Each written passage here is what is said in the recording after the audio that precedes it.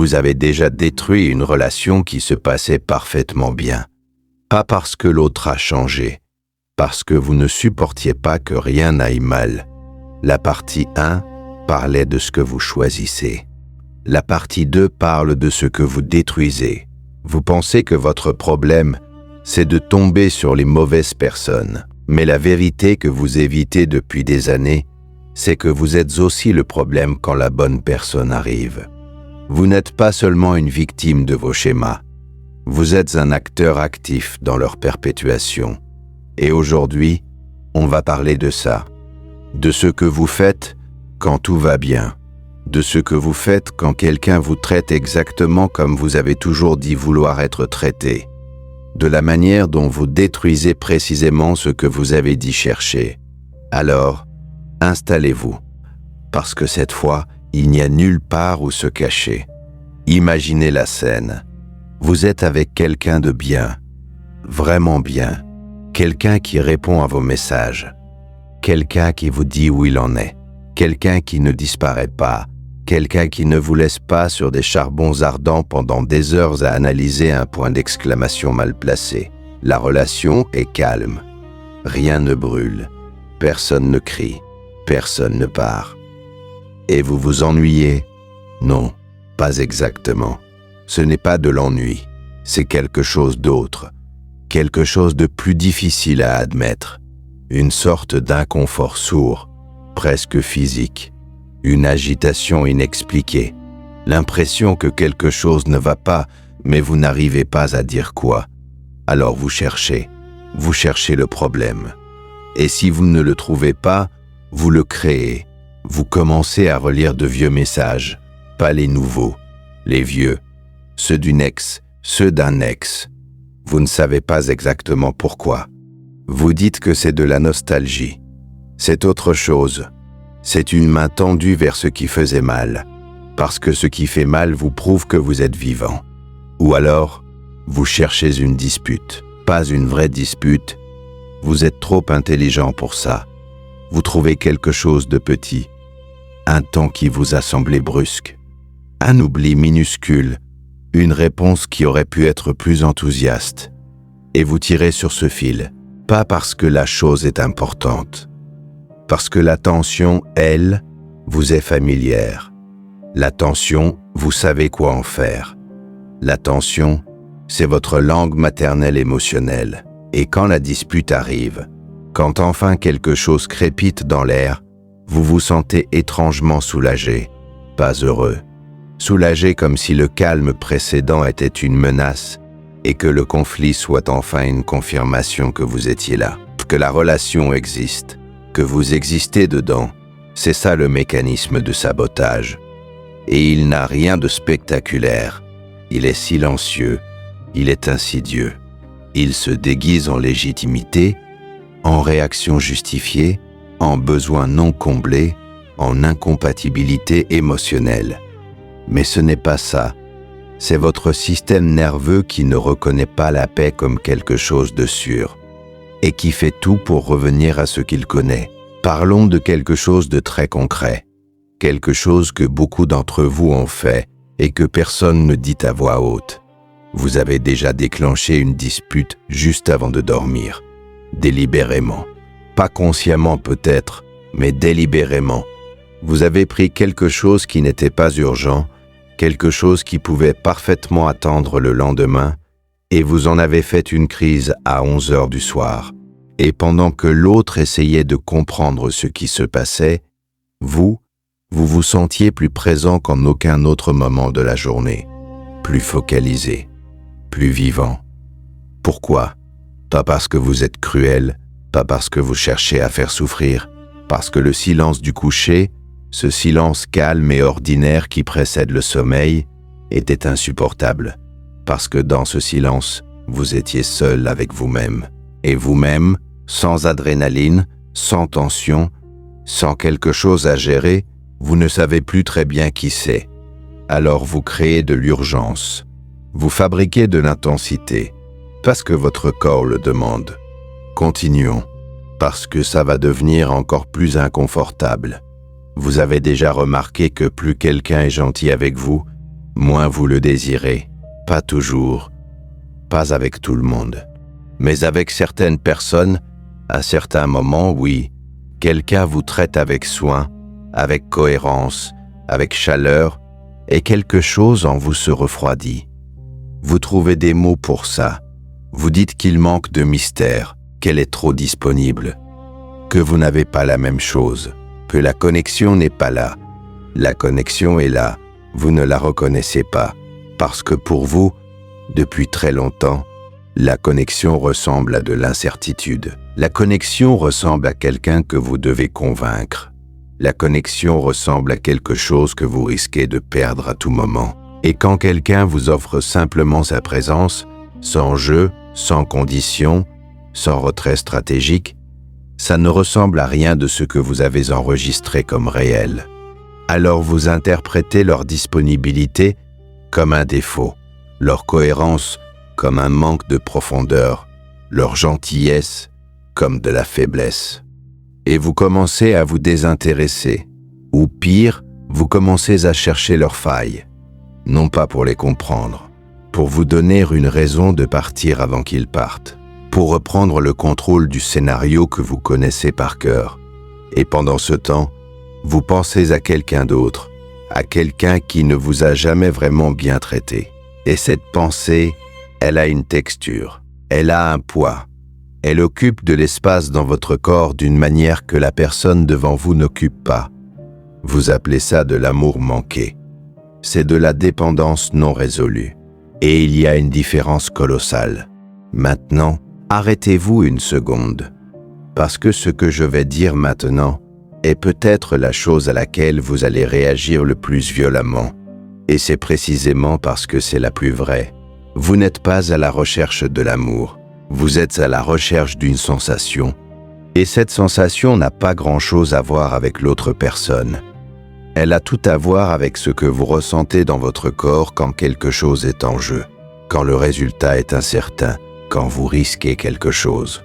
Cette sensation, cette poitrine serrée, ces pensées qui tournent, cette obsession silencieuse, vous l'appelez passion. Vous la prenez pour la preuve que quelque chose compte vraiment. Ce n'est pas de la passion, c'est votre système d'alarme qui s'est trompé de fonction.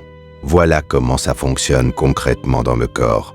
Quand vous êtes dans une situation émotionnellement instable, quelqu'un qui disparaît, quelqu'un qui souffle chaud et froid, quelqu'un dont vous n'êtes jamais sûr, votre corps libère du cortisol.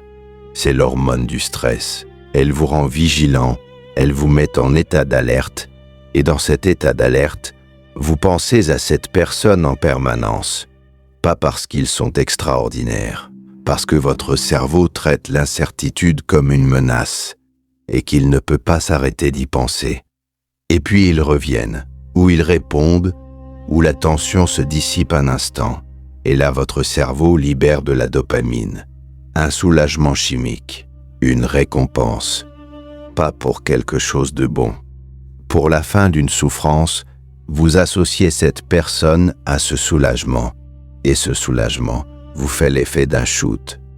Bref, puissant et suivi d'un manque encore plus fort. C'est le cycle, stress, obsession, brève récompense, manque, retour au stress, encore, et votre corps apprend à associer cette personne à une intensité de présence que rien d'autre ne produit.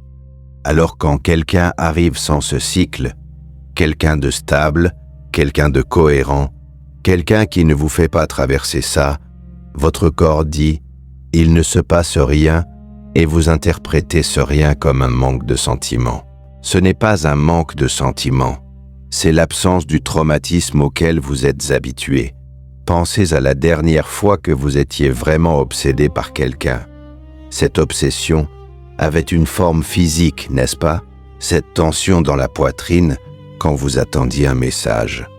Cette légère nausée quand vous ne saviez pas où vous en étiez. Ce tour de manège mental à analyser chaque mot, chaque silence, chaque retard. Et puis ce soulagement bref, presque animal, quand la tension se relâchait. Vous avez confondu tout ça avec de l'amour, avec de la profondeur, avec quelque chose de rare. Ce n'était pas rare, c'était chimique. Et la chimie peut mentir. La personne stable, elle ne produit pas ça. Pas parce qu'elle est moins bien, pas parce que la connexion est moins réelle, mais parce que votre corps ne connaît pas d'autre version de l'attachement que celle qui fait mal. Et quand quelque chose ne fait pas mal, votre corps dit que ce n'est pas réel. Résultat, vous chassez la douleur en croyant chasser l'amour. Et quand la douleur n'est pas là, vous allez la chercher. Dans un souvenir, dans un conflit inutile, dans une distance inexpliquée que vous créez vous-même pour ensuite souffrir de ne pas être rejoint. Maintenant, parlons de la partie la plus sombre, celle que vous n'avez peut-être jamais formulée, même à vous-même. Sans le chaos, vous ne savez pas qui vous êtes. Ce n'est pas une métaphore, c'est une réalité fonctionnelle. Pendant des années, peut-être depuis l'enfance, votre identité s'est construite autour d'une relation à la turbulence, autour du fait de gérer quelque chose de difficile, autour d'un problème à résoudre, d'une personne à sauver, d'une crise à traverser.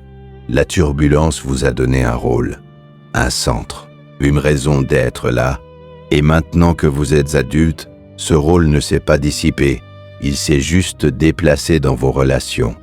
Quand vous vous battez pour une relation qui ne fonctionne pas, vous avez quelque chose à faire. Vous avez une mission. Comprendre, réparer, convaincre, attendre, espérer. Cette mission vous structure. Elle occupe votre esprit. Elle remplit vos journées d'une forme d'urgence émotionnelle qui ressemble à du sens.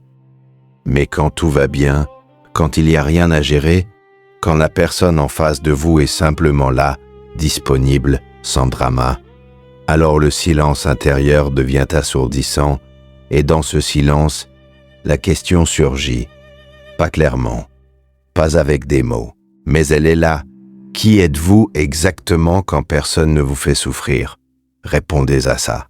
Pas maintenant, plus tard, seul, honnêtement. Parce que beaucoup de gens, en cherchant vraiment, découvrent qu'ils ne savent pas. Qu'en dehors du combat, en dehors de la gestion, en dehors de la souffrance et de l'attente et de l'analyse, il y a une sorte de vide. Pas un vide métaphysique. Un vide de ne pas savoir quoi faire de soi quand rien ne menace. Et ce vide, vous ne pouvez pas le supporter. Alors vous créez quelque chose pour le remplir. Vous provoquez une tension. Vous relisez de vieux messages. Vous imaginez des problèmes. Vous retournez vers quelqu'un qui n'était pas bon pour vous parce que cette personne, au moins, faisait quelque chose à votre intérieur. Et n'importe quoi vaut mieux que rien. C'est ça le sabotage dans sa forme la plus nue. Ce n'est pas de la cruauté. Ce n'est pas de la folie. C'est une tentative désespérée et inconsciente de rester en contact avec une version de vous-même que vous comprenez, celle qui souffre, celle qui attend, celle qui se bat, celle qui ressent quelque chose d'intense, parce que cette version-là, au moins, vous la connaissez. Il faut aussi parler de quelque chose que vous ne vous avouez presque jamais, la satisfaction secrète que vous tirez du drama. Pas une satisfaction consciente, pas quelque chose que vous choisiriez si on vous le proposait clairement, mais une satisfaction qui est là, dans le fond, quand les choses s'emballent, quand la situation devient incontrôlable, quand vous êtes dans le creux de la vague d'une dispute ou dans l'attente tendue d'une réponse qui ne vient pas, il y a dans ces moments-là une sorte de clarté, comme si le reste du monde, vos obligations, vos doutes, votre rapport à vous-même s'effaçait. Tout se concentre sur un seul point, cette relation, ce problème, cette personne. Et dans cette concentration absolue, vous existez pleinement. Vous n'avez pas à penser à autre chose. Vous n'avez pas à décider quoi que ce soit sur qui vous êtes et ce que vous voulez de votre vie. Vous avez juste à survivre à ce moment. C'est une forme d'anesthésie, pas confortable, mais efficace. Et c'est pour ça que vous revenez, pas vers des gens mauvais nécessairement, vers des situations qui vous donnent cette anesthésie, vers des contextes où la douleur est si présente qu'elle occupe tout l'espace intérieur et ne laisse plus de place pour la vraie question, celle que vous fuyez depuis si longtemps qu'elle n'a même plus de forme claire, celle qui dit « Qui es-tu vraiment ?» quand tu n'as rien à traverser. Concrètement, voici à quoi ça ressemble dans le quotidien d'une relation. Votre partenaire fait quelque chose de gentil, un geste simple, spontané, sans raison particulière. Et au lieu de le recevoir, vous l'analysez. Pourquoi maintenant? Qu'est-ce qu'il veut? Est-ce qu'il compense quelque chose? Et si vous vous laissez attendrir et qu'après il devient froid? Vous ne recevez pas la gentillesse, vous la traitez comme une information suspecte, parce que dans votre expérience, la gentillesse était souvent la préface à quelque chose de douloureux. Elle précédait le retrait, elle précédait la déception. Alors vous la tenez à distance, par précaution, et l'autre, qui ne comprend pas ce qui se passe, commence à se sentir repoussé et recule légèrement. Et là, quelque chose se réveille en vous. Enfin, un signal connu, une légère distance à traverser, un espace à combler, quelque chose à faire, et vous vous rapprochez, et ça marche, et les deux rôles sont joués sans que personne n'ait rien décidé consciemment. Vous venez de créer de toutes pièces la dynamique que vous dites vouloir fuir. Il y a une autre chose que vous faites, et celle-là, elle est particulièrement difficile à entendre. Quand une relation stable commence à ressembler à quelque chose de réel, quand vous sentez que vous pourriez vraiment tenir à cette personne, vraiment vous y attacher, vraiment risquer quelque chose, vous commencez à vous souvenir de quelqu'un d'autre, quelqu'un qui ne vous a pas bien traité, et ce souvenir a une qualité particulière. Il n'est pas neutre, il brille, il a du relief, il a cette texture électrique que la relation actuelle n'a pas. Alors vous commencez à comparer, et la comparaison n'est jamais équitable, parce que vous comparez la réalité présente avec le souvenir idéalisé d'une relation passée. Vous comparez ce qui est là, concret et parfois imparfait, avec une fantaisie rétrospective qui a effacé tout ce qui faisait mal et amplifié tout ce qui faisait vibrer. Et évidemment, le présent perd, pas parce qu'il est inférieur, parce que vous ne jouez pas selon les mêmes règles. Et doucement, vous commencez à vous désengager, pas brutalement, par petites doses, un peu moins de présence, un peu plus de distance, jusqu'à ce que l'autre finisse par sentir que quelque chose a changé et qu'il commence à s'éloigner aussi. Et là, enfin, vous vous réveillez, parce que là, ça ressemble à quelque chose que vous connaissez. Vous avez recréé l'abandon, pas parce qu'il était inévitable, parce que vous l'avez fabriqué. Maintenant, je vais vous poser des questions, pas pour que vous me répondiez, pour que vous les gardiez quelque part où elles ne pourront pas être ignorées. Qui êtes-vous quand personne ne vous fait attendre? Qu'est-ce que vous ressentez quand quelqu'un est simplement là, sans condition, sans jeu, sans retrait? Est-ce que vous savez recevoir sans immédiatement chercher le piège? Est-ce que vous pouvez rester dans quelque chose de calme sans avoir besoin de le perturber pour prouver qu'il est réel? Et si la réponse à ces questions est non, qu'est-ce que ça dit sur l'histoire que vous vous racontez sur ce que vous voulez? Parce que vous dites vouloir la paix, vous dites vouloir quelqu'un de stable, vous dites vouloir une relation sans drama. Mais votre comportement dit autre chose. Et le comportement ne ment pas. Le comportement est la vérité. Les mots sont le récit que vous construisez au-dessus. Et ce récit, je vous aime, mais ce n'est pas la bonne personne. On n'est pas compatible, la magie n'est pas là. Ce récit est une protection contre le fait de rester dans quelque chose qui pourrait vraiment vous toucher, qui pourrait vraiment vous changer. Qui pourrait vous forcer à abandonner cette identité construite autour de la souffrance et de l'attente? Et abandonner cette identité est peut-être la chose la plus effrayante de tout ce dont on a parlé jusqu'ici. Parce que cette identité, celle qui souffre, celle qui attend, celle qui analyse, celle qui se bat pour des relations impossibles, cette identité a une fonction d'être profond, d'être quelqu'un qui ressent intensément, quelqu'un dont la vie intérieure est riche et complexe. Et il y a quelque chose presque flatteur dans cette image, quelque chose qui vous distingue des gens ordinaires qui vivent des vies ordinaires avec des relations ordinaires. Mais voilà la vérité, ce n'est pas de la profondeur, c'est de la souffrance qui s'est déguisée en profondeur.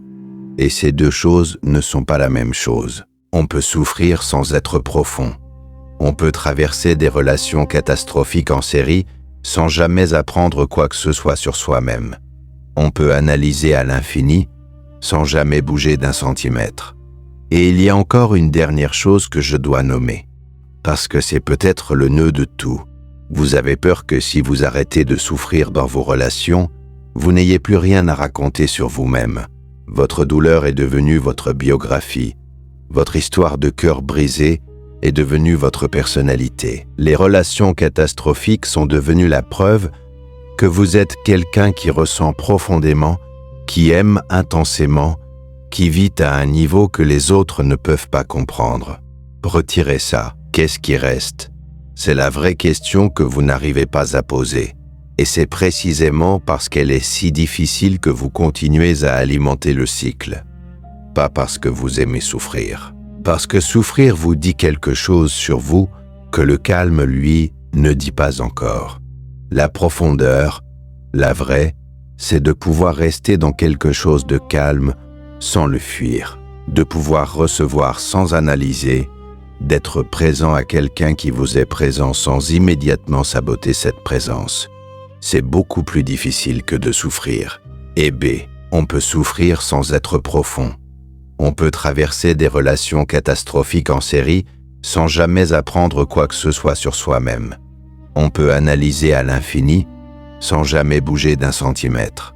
Et il y a encore une dernière chose que je dois nommer, parce que c'est peut-être le nœud de tout. Vous avez peur que si vous arrêtez de souffrir dans vos relations, vous n'ayez plus rien à raconter sur vous-même. Votre douleur est devenue votre biographie. Votre histoire de cœur brisé est devenue votre personnalité. Les relations catastrophiques sont devenues la preuve que vous êtes quelqu'un qui ressent profondément, qui aime intensément, qui vit à un niveau que les autres ne peuvent pas comprendre. Retirez ça. Qu'est-ce qui reste? C'est la vraie question que vous n'arrivez pas à poser. Et c'est précisément parce qu'elle est si difficile que vous continuez à alimenter le cycle. Pas parce que vous aimez souffrir. Parce que souffrir vous dit quelque chose sur vous que le calme, lui, ne dit pas encore.